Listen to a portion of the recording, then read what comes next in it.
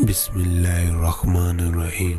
السلام علیکم ناظرین۔ حضرت سعد بن مالک رضی اللہ تعالی عنہ کا واقعہ۔ حضرت سعد بن مالک رضی اللہ تعالی عنہ فرماتے ہیں کہ میں اپنی ماں کی بہت خدمت کیا کرتا تھا اور ان کا پورا اطاعت گزار تھا۔ جب مجھے خدا نے اسلام کی طرف ہدایت کی تو میری والدہ مجھ پر بہت بگڑی اور کہنے لگی، بچے یہ نیا دین تو کہاں سے نکال لایا ہے؟ سنو، میں تمہیں حکم دیتی ہوں کہ اس دین سے دستبردار ہو جاؤ، ورنہ میں نہ کھاؤں گی نہ پیوں گی اور یوں ہی بھوکی مر جاؤں گی۔ میں نے اسلام کو نہ چھوڑا۔ میری ماں نے کہا، پینا ترک کر دیا اور جو طرف سے لوگ مجھ پر آوازیں کسنے لگے۔ دوستو، اگر ہمارے چینل پر نئے ہیں تو ہمارے چینل کو سبسکرائب کریں، لائک کریں اور بیل آئیکن کے بٹن پہ کلک کر دیں کہ یہ اپنی ماں کا قاتل ہے۔ میرے دل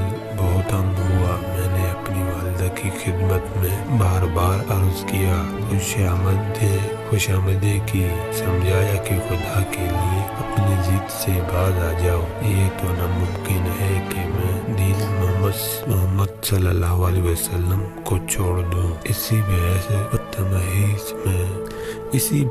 و تمہیس میں میری والدہ پر 3 دن کا فاقہ گزر گیا اور اسی کی حالت میں بہت خراب ہو گئی۔ تو میں اس کے پاس گیا اور میں نے کہا، میری اچھی ماں جان، سنو، تم مجھے میری جان سے زیادہ عزیز ہو لیکن میرے دین سے زیادہ عزیز نہیں ہو۔ واللہ ایک نہیں تمہاری 100 جانیں ہوں اور اسی بھوک پیاس میں ایک ایک کر کے سب نکل جائیں تو بھی میں آخری لمحے تک اپنے سچے دین اسلام کو نہ چھوڑوں گا، واللہ نہ چھوڑوں گا۔ اب میری ماں مایوس ہو گئی اور کھانا پینا شروع کر دیا۔